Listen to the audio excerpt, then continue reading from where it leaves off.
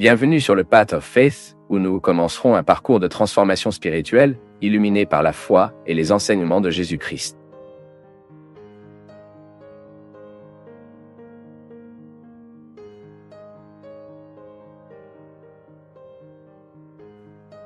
Dans le chapitre 32 du livre de Genèse, la Bible enregistre une époque où Jacob a combattu avec Dieu dans le Val de Jabbok.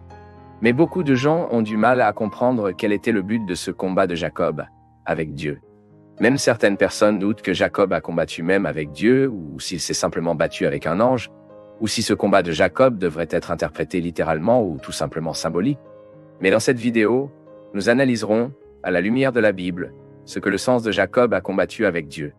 Genèse 32 parle de l'épisode dans lequel Jacob a traversé le Val de Jabbok avec sa famille. Il avait quitté la maison de son père, Laban, et allé rencontrer son frère avec Exu. Jacob n'avait pas eu plus de contact avec Exu car il avait plutôt reçu la bénédiction du premier-né. Après avoir trompé Isaac et reçu la bénédiction au lieu d'Exi, Jacob s'est enfui pour échapper à la colère de son frère et s'est retrouvé dans la région de Padan-Aram, travaillant pour son oncle et son père de ses femmes, Lia et Rachel. Puis, après plusieurs années, Jacob a décidé de quitter Padan-Aram et de retourner à Canaan. Et c'est sur cette voie de retrouvailles que la lutte significative de Jacob avec Dieu s'est produite. Jacob a traversé sa famille d'un endroit peu profond de Rio de Jabbok, puis y est resté seul. Donc fondamentalement, le texte biblique dit que Jacob a combattu avec un homme qui est apparu. Cette lutte a duré jusqu'à l'aube. L'homme voulait partir, mais Jacob ne voulait pas le laisser partir. Mais quand l'homme a vu qu'il ne pouvait pas maîtriser Jacob, il a touché la jonction de sa cuisse. C'est-à-dire qu'il a blessé Jacob dans l'articulation de sa jambe à la cuisse. Et en conséquence, Jacob a fait bouger sa cuisse alors qu'il se battait avec cet homme. Puis, lorsque l'homme a insisté pour partir parce que la journée émergeait déjà, Jacob lui a dit, puis l'homme a demandé à Jacob quel était son nom. Et face à la réponse de Jacob, il a changé son nom pour Jacob en Israël. Et voici une question inévitable. Qui était l'adversaire de Jacob dans ce combat? Était-ce un ange? Ou était-ce Dieu lui-même?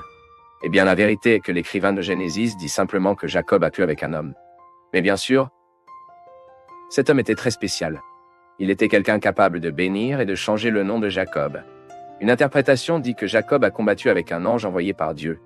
Cela signifie que cet homme était un ange qui, extraordinaire, semblait à Jacob sous forme de corps, car la Bible parle des anges comme des êtres incorporels.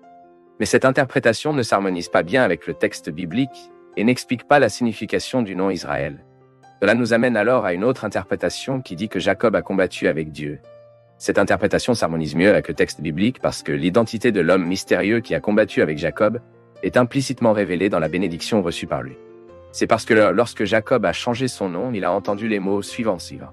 Vous ne vous appellerez pas Jacob, mais Israël, car en tant que prince, vous avez lutté avec Dieu et les hommes, et que vous avez prévalu. Ensuite, le texte biblique informe que Jacob a été béni, a prévalu.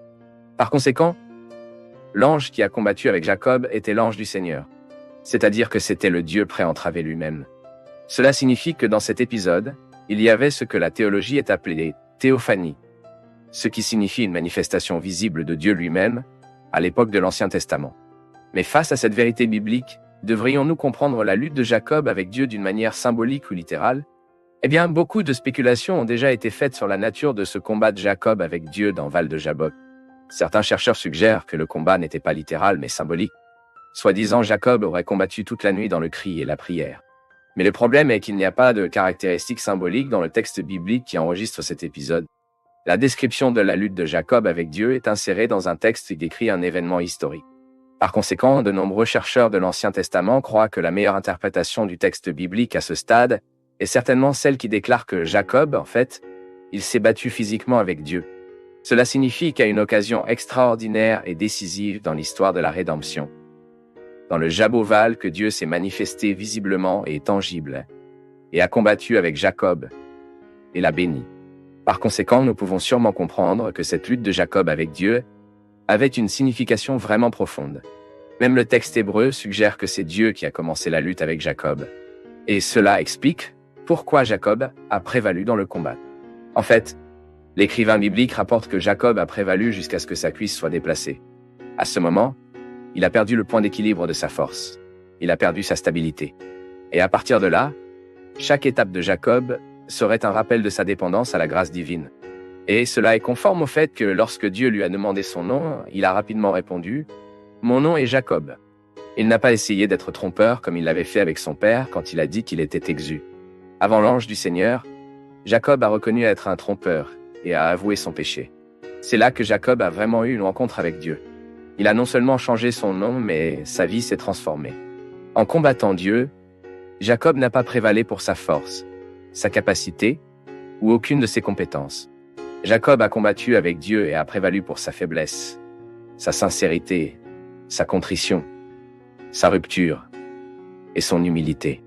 Et à partir de là, il n'était plus Jacob et est devenu Israël, le parent des tribus qui a formé la nation à travers laquelle le Dieu incarné lui-même est venu dans le monde.